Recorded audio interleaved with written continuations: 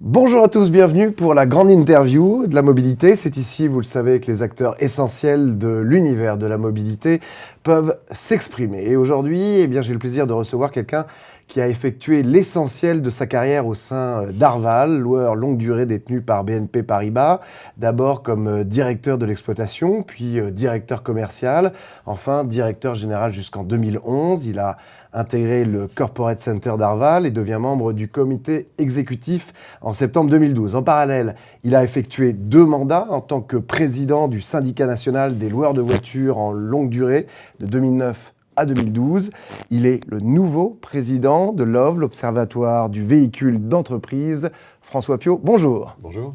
Ravi de vous recevoir sur ce plateau. Merci. Alors, qu'est-ce que c'est que l'OVE? À quoi ça sert? Alors, on dit l'OVE. Ouais. L'OVE, c'est une association qui a été Il y créée... avait un côté un peu romantique. Oui, je sais, mais l'OVE, c'est une association qui a été créée en 2002, Ouais. avec 2 associés qui étaient BNP Paribas et Arval. C'est un observatoire, comme son nom l'indique, qui a, je dirais, 3 objectifs. D'une part, nous observons et nous anticipons, donc on écoute, on regarde ce qui se passe, alors, originellement sur le véhicule d'entreprise, maintenant en fait sur la mobilité dans le sens large. On forme et on informe, donc on forme des prospects, des chefs de parc, des responsables de flotte, et en fait qui nous demandent, mais c'est une façon tout à fait altruiste. Et on informe, donc on passe de l'information à l'ensemble des journalistes qui nous posent la question, qui ont des sujets sur lesquels ils pensent qu'on peut leur apporter quelque chose. Alors justement, vos outils, quels sont les outils que vous utilisez? Alors, on a principalement 3 outils. On a un site qui est très consulté, avec une newsletter mensuelle qui est également très ouverte. Nous publions des cahiers, 4 ou 5 par an, Ouais. avec certains cahiers répétitifs, comme le memento des flottes d'entreprise, où on trouve une actualisation d'un certain nombre de données très utiles, ou des cahiers spécifiques sur les énergies, le diesel, la fiscalité, enfin l'ensemble des sujets qui concernent les flottes. Vous organisez également des événements, je crois. Et puis, quand nous pensons qu'on a la matière utile, on organise des conférences où on a 300, 400 personnes qui viennent nous voir. Et enfin, la dernière mission, c'est la conséquence des 2 autres, c'est que nous sommes perçus par la personne publique comme, un sachant sur ces sujets-là. Et donc, assez fréquemment, ils viennent nous voir en nous disant, si on fait ça, qu'est-ce que vous en pensez? Qu'est-ce qu'on oublie?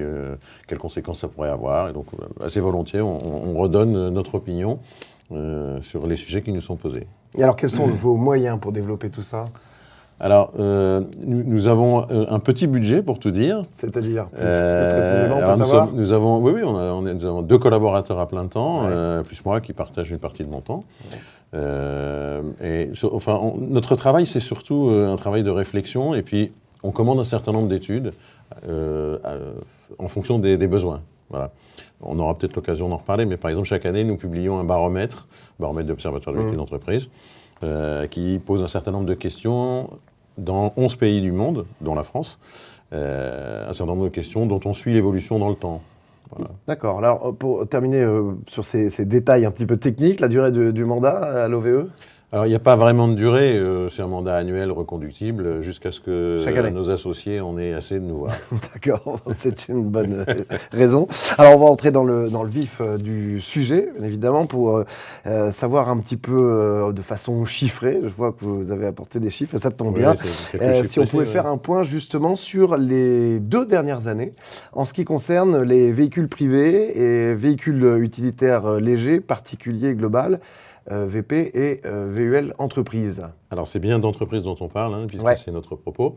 En 2017, l'ensemble du monde de l'entreprise a immatriculé 801 000 véhicules de mémoire. D'accord. C'est 58% de VP, de voitures particulières, et 42% de VU. D'accord. À ce niveau de l'année, à fin novembre, on en était à 756 000. Donc on est à peu près sur la même tendance avec environ 4% de croissance. On devrait terminer l'année avec 830 000 voitures à peu près à la fin de l'année. D'accord. Est-ce que, j'imagine, dans les chiffres que vous avez et que vous délivrez, on arrive à connaître bien évidemment la répartition des véhicules essence et diesel au total? Oui, alors on suit ça de très près. Alors je peux commencer par... alors vous parlez essence diesel, on suit essence diesel hybride rechargeable. Ouais, on allait en parler après. D'accord, bon. Alors, faisons step by step. D'accord.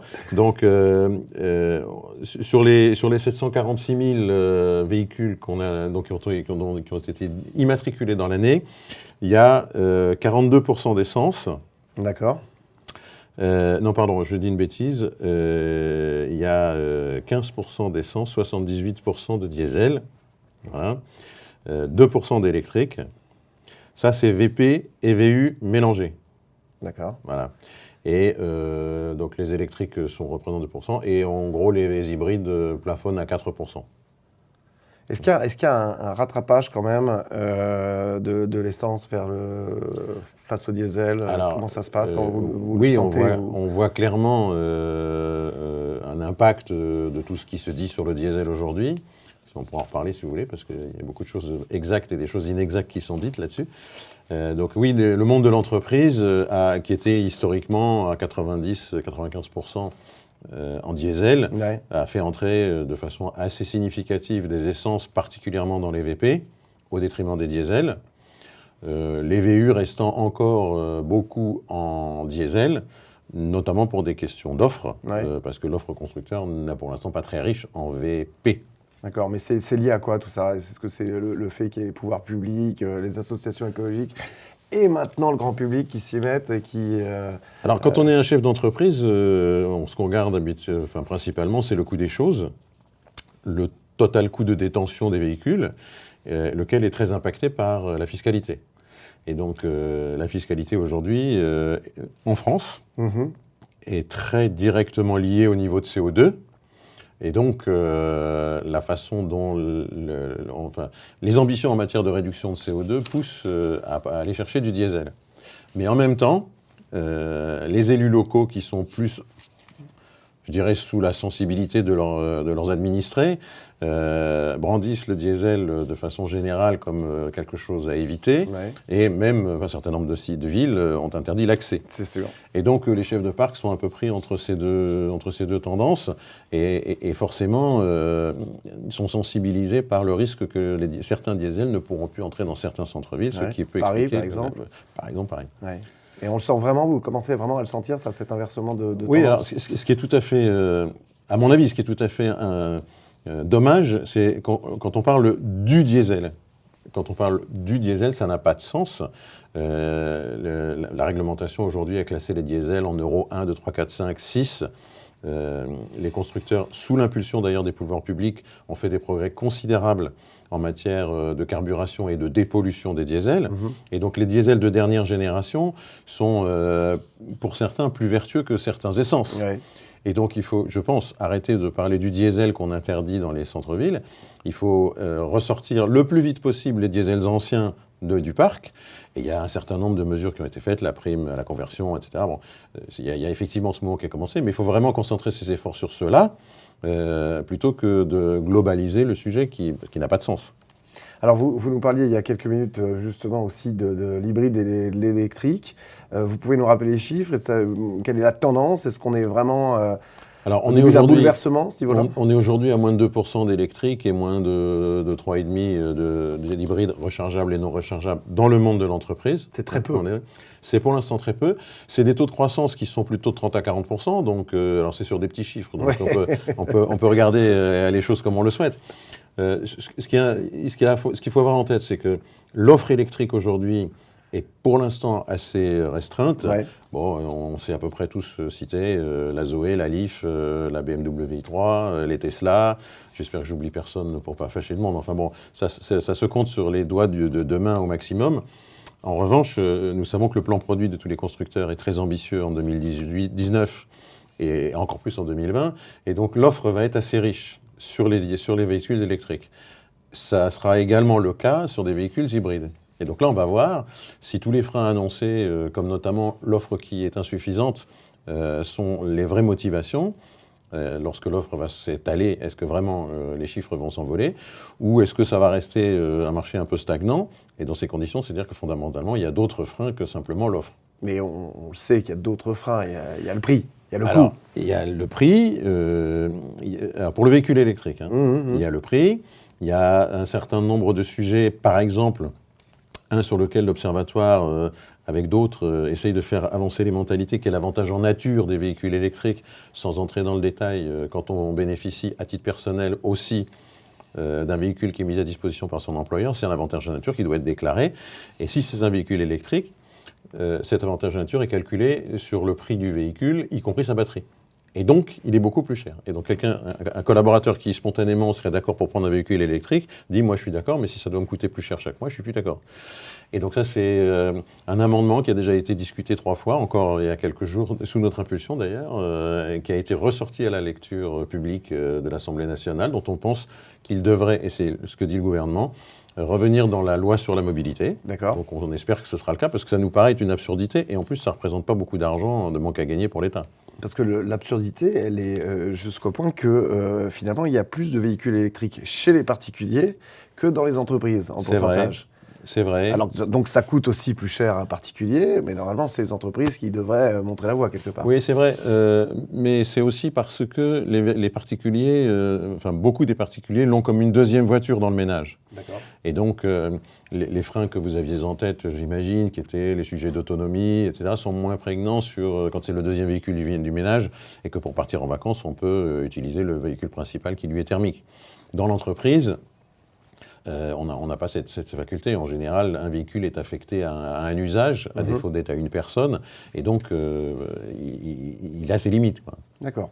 Aujourd'hui, en termes de financement, au global, comment ça se fait pour les flottes aussi Est-ce qu'il y a une évolution à ce niveau-là Est-ce qu'il y a des changements Alors, il y a 4 moyens de financer des véhicules dans l'entreprise. C'est l'acquisition, le crédit, la location avec option d'achat ou le crédit bail, et la location longue durée. Alors définitivement, en France, la location longue durée a la préférence de beaucoup d'entreprises, particulièrement dans les grandes. Dans les grandes entreprises, le niveau de recours à la location longue durée est à peu près de 71% d'après notre baromètre dont je parlais tout à l'heure. 71%. Chez les petites entreprises, ça descend, le chiffre c'est 21%. Et entre les deux, c'est à peu près linéaire. Ce qu'on peut dire, c'est que le niveau aujourd'hui global de la location longue durée est à peu près stable. La LOA est un peu en croissance. D'accord. Le crédit est marginal dans les entreprises encore, alors complètement marginal dans les grandes, un peu moins dans les petites. Et puis il y a encore quelques entreprises qui achètent des véhicules par eux-mêmes. Donc vous le dites, c'est en stagnation. Est-ce que c'est aussi le cas pour les collectivités, également pour les particuliers ? Alors pour les collectivités, il y a un sujet de TVA qui est un peu technique, on n'entrera pas dedans, mais qui va peut-être se régler d'ailleurs à la faveur des débats en ce moment. Franchement, je ne vois pas ce qui empêche les personnes publiques de recourir à la location. C'est même un avantage pour eux, puisqu'ils ont des budgets de fonctionnement et des budgets d'investissement. Or, la location, ça permet de déplacer tout dans un budget de fonctionnement, donc c'est beaucoup plus intéressant en définitive. Le marché qui se découvre beaucoup, c'est clairement les particuliers. Pendant longtemps, les particuliers voyaient la location longue durée comme comme un moyen très cher. La raison, c'est que la location longue durée, par nature, son principe, c'est de mettre tous les coûts attachés à la véhicule dans un loyer. Or, les particuliers, assez spontanément, cherchaient surtout pas à savoir le vrai coût de leur voiture. Et donc, ils préféraient, et quand on demandait combien ça coûtait, ils disaient à peu près la moitié de la vérité. Surtout quand leur femme n'est pas là pour entendre. Voilà. Mais les mentalités ont beaucoup évolué, beaucoup depuis 3-4 ans. Et donc maintenant, les gens commencent à se rendre compte que c'est mieux de savoir combien ça coûte pour mieux faire ses choix. Et donc, la location longue durée, de fait, devient un mode très adapté pour les particuliers. Et d'ailleurs, tous les constructeurs, maintenant, n'affichent plus un prix de vente de voiture, mais affichent un prix mensuel. À peu près partout dans les publicités. Effectivement, c'est ce qu'on voit même dans les garages. Selon le tableau qui a été fourni par le syndicat des entreprises des services automobiles en LLD, le CESAM, en 2017, la LLD a donc moins progressé dans les sociétés, plus 4,52%, vous me dites si je me trompe au niveau de mes chiffres, que le couple LOA Crédit Bail, ou encore le crédit classique, 9,44 pour le couple LOA Crédit Bail et 7,47 pour le crédit classique. Oui, alors les chiffres du Sésame LLD sont très bons, il n'y a pas de doute. C'est vrai que ces augmentations sont en faveur, par exemple, de la LOA, mais ça porte sur des niveaux inférieurs. On disait que la location longue durée avait aujourd'hui un niveau d'à peu près 38%. En fait, le niveau de la location est à peu près stable, et c'est entre les 3 autres modes de financement qui s'opère une bascule, pour un marché qui, en globalité, augmente de 4,5%. D'accord. Par contre, chez les particuliers, LLD qui progresse. Alors, c'est pour l'instant des chiffres relatifs. Alors, on n'a pas vraiment de statistiques très fiables sur la LLD. Moi, j'aurais plus quasiment 24%. Non, mais oui, on connaît des chiffres, mais avec des périmètres qui sont un peu fluctuants. D'accord. Donc, les tendances sont sûrement exactes. Des chiffres très précis sont plus compliqués à obtenir. Ce qui est sûr, c'est que la location longue durée trouve chez les particuliers véritablement un écho aujourd'hui qu'elle n'avait pas jusqu'à présent, et que tous les acteurs s'y intéressent. C'est-à-dire les loueurs multimarques, les captives, à peu près tout le monde s'intéresse à la location des particuliers. Alors, pour terminer la première partie de cette émission, je voulais parler aussi des nouveaux services qui sont proposés aux entreprises dans le cadre de ces contrats. Est-ce qu'il y a des nouveautés ou est-ce que finalement on a fait le tour? On sait qu'on peut y avoir des tas d'entretiens, les pneus, le carburant, le vitrage, les assurances. Est-ce qu'on a sorti d'autres choses du chapeau? Alors, moi je pense qu'au contraire, oui, on est au début des nouveaux services. Historiquement, la location longue durée, c'était d'abord un moyen de financement, puis très vite, c'est devenu un assemblage de services, vous les avez mentionnés, la maintenance, les pneus, etc. Mais en fait, derrière, maintenant, apparaissent une foultitude de nouvelles, comment je pourrais dire ça, de facilités qui sont offertes aux utilisateurs, et particulièrement aux entreprises. Alors ça va probablement rejoindre votre question sur la mobilité plus tard, mais oui. les sujets d'autopartage, les sujets de covoiturage, les sujets de sécurité routière, les sujets de maintien ou de surveillance des budgets, tous ces sujets-là sont des services qui sont fournis par les loueurs aux entreprises et qui sont extrêmement précieux et pour lesquels on a encore, je pense, beaucoup de potentiel de développement, à la fois dans les fonctionnalités et dans les volumes. D'accord, bah justement, la mobilité, c'est dans la deuxième partie dans laquelle on se retrouve. On a beaucoup de choses encore à se raconter. C'est tout de suite.